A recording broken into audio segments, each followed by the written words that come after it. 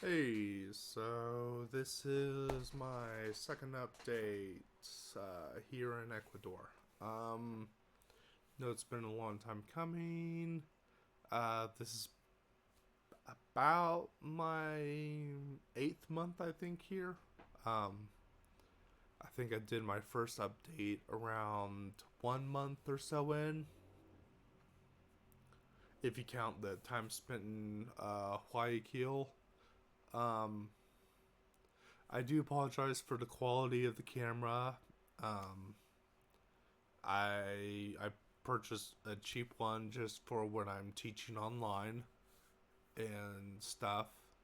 So it's not the highest quality compared to my other one that you've probably seen, but the mic for that one has broken. Well, the mount for it broke, so I need to get some of the plastic welding glue and put that back together. So it's gonna be a little bit before I'm back on that camera if I can repair it at all. I may have to buy a new microphone for that, or just make a ghetto um, solution for it. Um, but yeah, I'm gonna pop up some photos in the background just to keep y'all entertained. These are going to be from my trip to Manta, which I'm not sure all of the people here follow me on Instagram or Facebook or any of my other social medias. So I'm just going to pop up some pictures on here. These aren't going to be everything I took. I took 58 pictures while I was in Manta. Well, just on the drive back from Manta to Cuenca. So I have more to upload. I just haven't gotten around to it. But I have been enjoying it here. I am in the final process of my visa, so we're just waiting on to hear back from an analyst. Basically, the person that looks over my situation because I do have criminal charges, even though it's hard to explain, but it's not even my fault. I mean, one of them is riding my bicycle on the wrong side of the road, which is yet another reason I wanted to leave the U.S. I mean, the fact that I can get a $42 ticket for riding my bicycle on the wrong side of the road when you're 19, I'm just like, nah, I'm done with that. Like, I've had to explain that to multiple people here, and they just, like, I mean, you hear about corruption in Latin America, but then you tell them about that, and it just, um, they're so shocked about how petty some of that stuff can be in the U.S. I mean, like, over here, the corruption it's a bit targeted. It's not like um as a day to day person, there's not much you have to be afraid of. Meanwhile, in the U.S., you can be stopped for uh, just about anything. So it's just there's definitely corruption down here. Like I've heard some expats talking about the speeding cameras. I don't drive. I don't plan on driving. I mean, I live in Cuenca where the walk score is something like 90, 93, I think. So I don't need to drive. Probably the biggest news for the people that follow my channel. is there's a possibility that in around 3, maybe more years, there's going to be a move to Brazil for me. Um, I don't want to guarantee it because things could change. I won't go too much in depth because it is a bit of a personal reason, and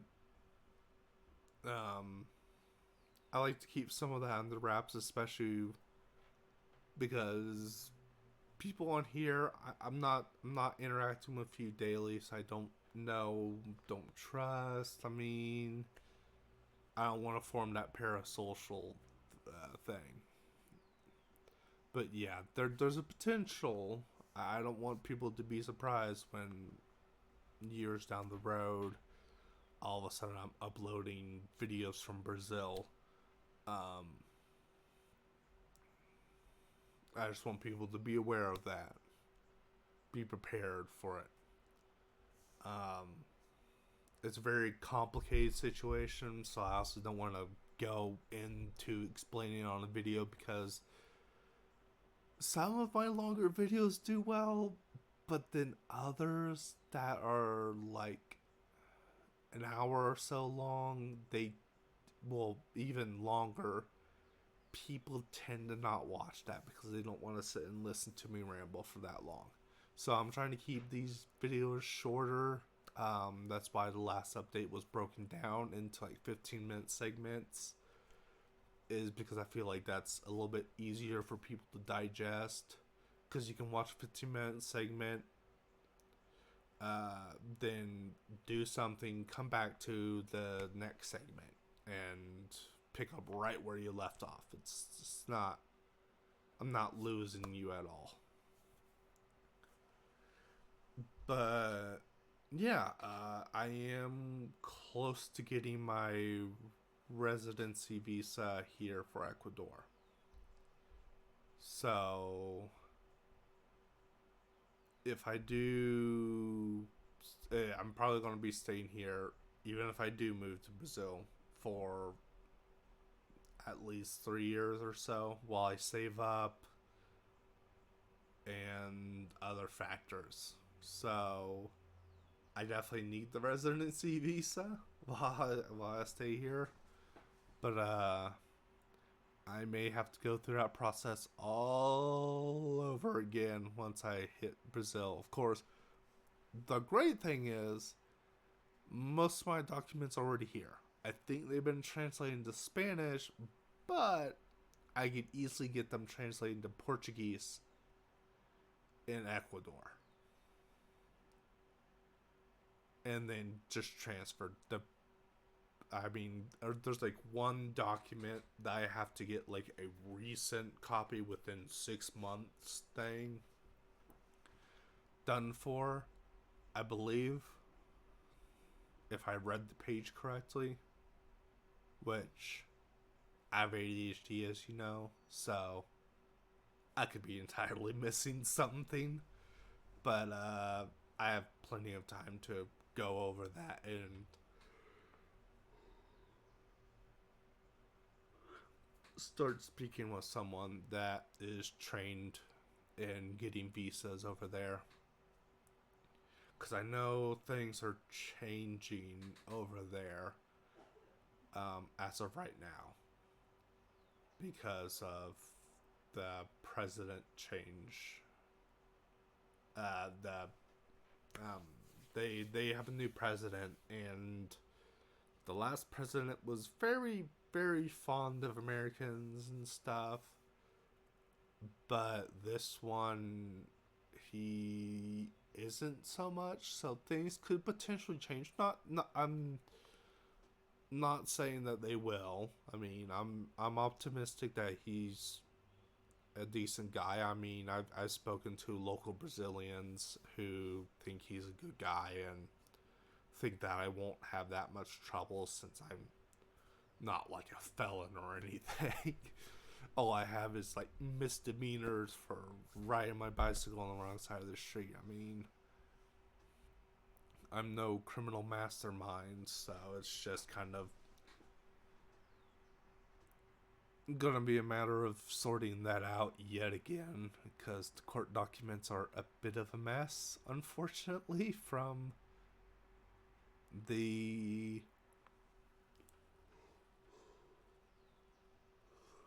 local court where I lived. They put some wrong documentation on certain things, so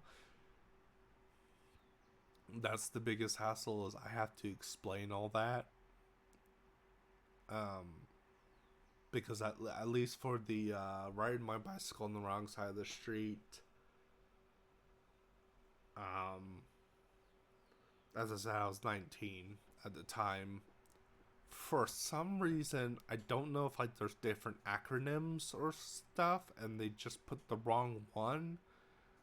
But they somehow wrote that I had to go to the program for people that have been caught in charge of DUIs, DWIs, and stuff. So I'm not sure if they had someone new there that didn't know how things worked. If there was like,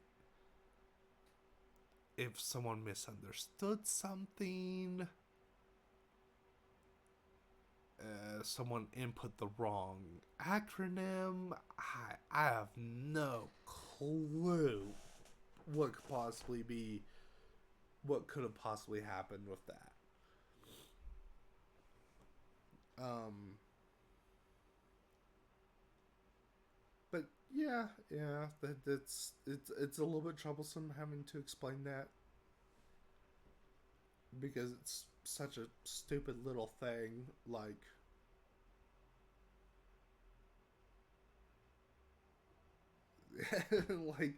having to explain to them, no, I wasn't drinking. No, I wasn't under the influence. No, it's like I don't. Like I lived. I mean, I'm 29 now, and I still haven't even gotten drunk. So it's kind of like, no, I've never been drunk. Not touched alcohol. Had a drink here and there when I was legal, but wasn't driving under the influence on a bicycle at 19. Um, but yeah, I'm getting the hang of stuff.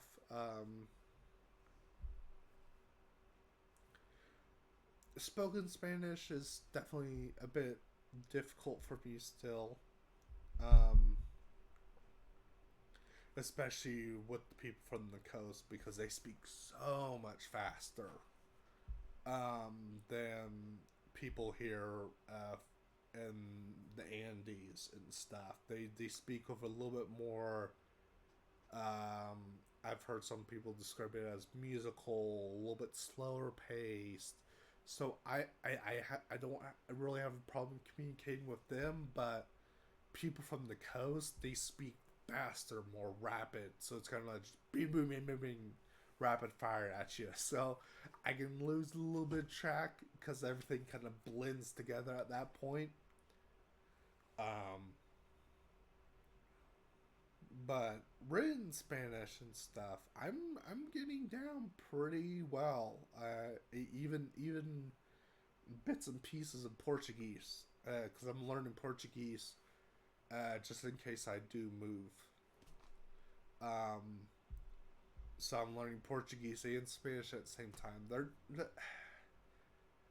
They're different, but they're not complete opposites like English and Espanol are. Like for Spanish, there's the word donde. In Portuguese, it's onde, so you lose the D. I mean,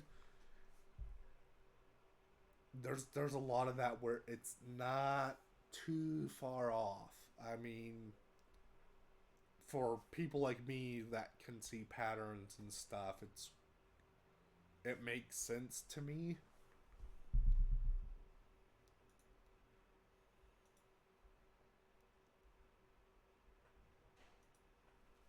But I mean, I know for some people, probably it's going to be a little bit more difficult. I also forgot to say, I apologize if I'm swallowing a lot or and I sound bad. I have a little bit of a cold or something right now, so I'm a bit congested, and it sucks.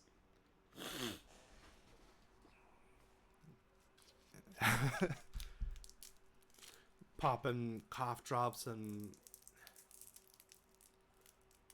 decongestants like they're candy at this point, so I'm not miserable, so I can do this video. I probably could have waited, but also know I've kept you guys waiting for around 6-7 months at this point for an update.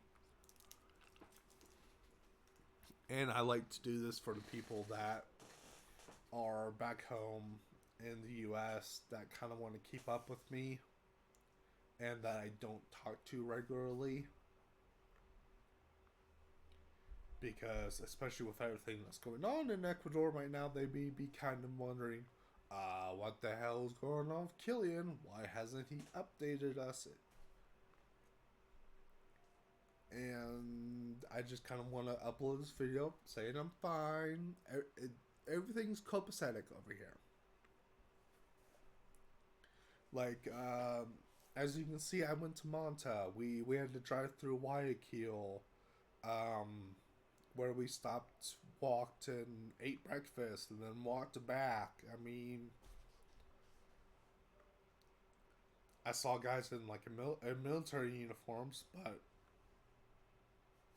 there was no bullets going past my head as I walked down the street to grab a $3 breakfast. I mean, I know a lot of international news outlets are making it seem like it's a completely active war zone. I've even heard, I think it was Reuters. Don't quote me on that. I think it was Reuters saying that there was martial law being introduced. It's not. It's not that. It's not. It's not martial law. It's completely wrong. I don't know who told them that. But if you look at any local news source, it's an internal armed conflict. Which, to summarize for everyone, it would basically be like Illinois bringing out the National Guard to assist in taking down the gangs in Chicago.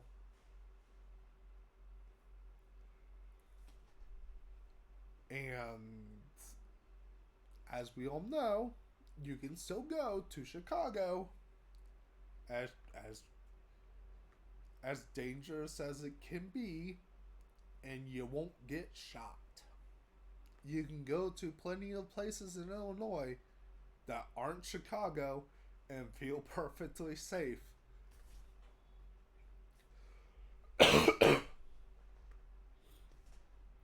But yeah, it's not. I can think of way worse places to be than Ecuador right now. I mean, especially because with the violence here, a lot. I'm not saying all of it. I'm not saying all of it, but a lot of it is targeted. A lot of it is targeted between gangs. Like I heard from someone that they knew somebody that lived a fair distance past behind the Guayaquil, like the, I think it's Canton prison, which is near Guayaquil, and there would be gunshots within the prison because it was a bit of a Wild West scenario in there, and like bullets would land near their property or in their property, but it's not like for the most part, if you're a tourist, if you're an expat, or even just the average daily citizen, you're not going to be a priority target by any means. It's mostly between gangs, gangs targeting police, gangs targeting prosecutors and stuff like that because they don't want to be in jail. So, but I mean that happens in the U.S. I mean,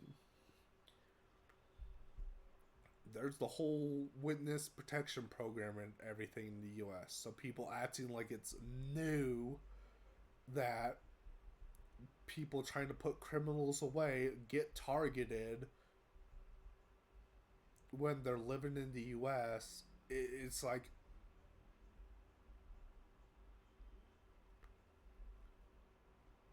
we have that same issue. It's just not publicized as much. I mean,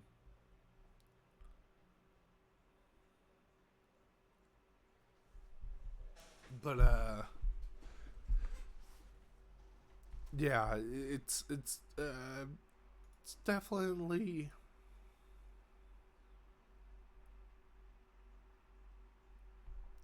by no means the safe haven it used to be in like 2016, 2018. But as I'm gonna plug someone, Luis from Ecuador. He covers this. He brings up the fact that the risk has gone down back to 2021 levels already. I mean, I visited in 2022, so the risk has gone down lower than even when I did my exploratory trip. I mean, that should give you an indication of like how much work is being done to improve the country over here. Now I'm gonna say, if you're not the brightest light bulb in the shed, maybe it's not a good idea to travel outside your country. Because I've heard some people going on about how they got drunk, wandered into a strange neighborhood, and got robbed, or stuff like that. That may be copacetic in the city where you come from. But don't go assuming that that's how it is everywhere. Come on, people, use some common sense. Think.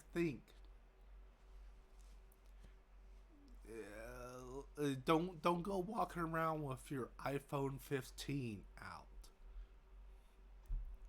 And like, I mean, I have a Pixel 7, which it's a nice phone, but also it doesn't look anything like a iPhone or Samsung Galaxy, which that's my best advice. If you're going to upgrade your phone before you come over here, go with something like a Pixel. Go with something that's a little bit less mainstream than an iPhone or a Samsung Galaxy, because that's going to make you a target. Because iPhones are very distinct in how they look. If someone sees me walking around with this, it looks cheap, but it's not a cheap phone by any means. I mean, it's not as expensive as an iPhone, but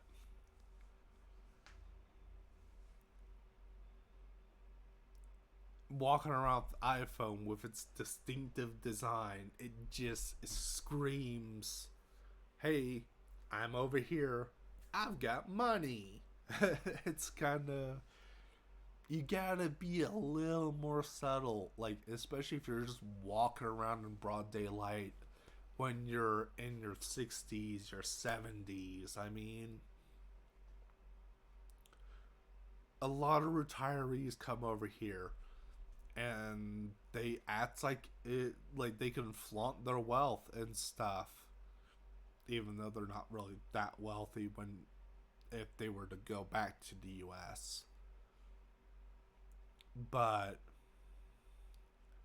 then they get surprised when they get targeted. I mean,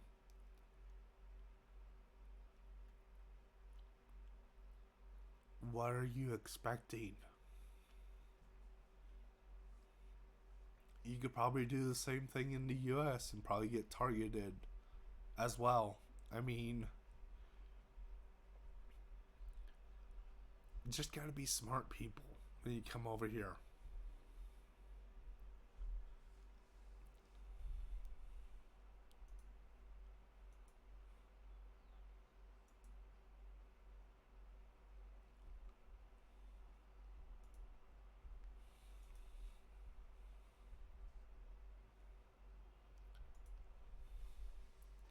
But it's just kind of,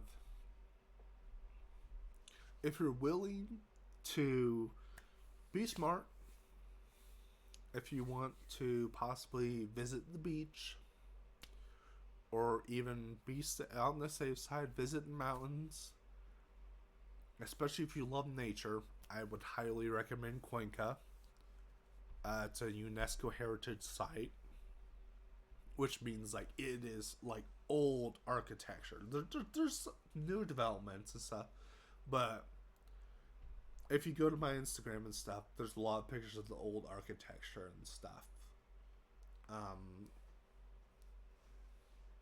because it's protected, but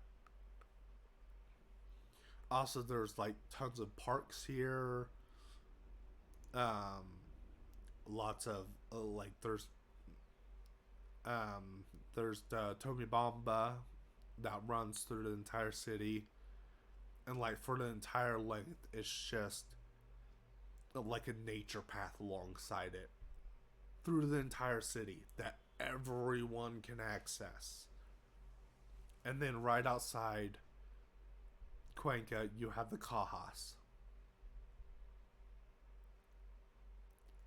I mean, it's a great experience if you love nature, if you love hiking, you love the outdoors.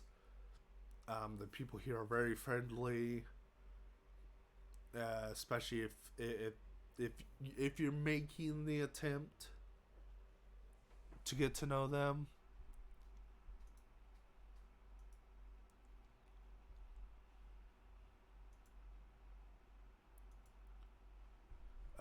Here, I'll actually play the recording of the guy doing the rap.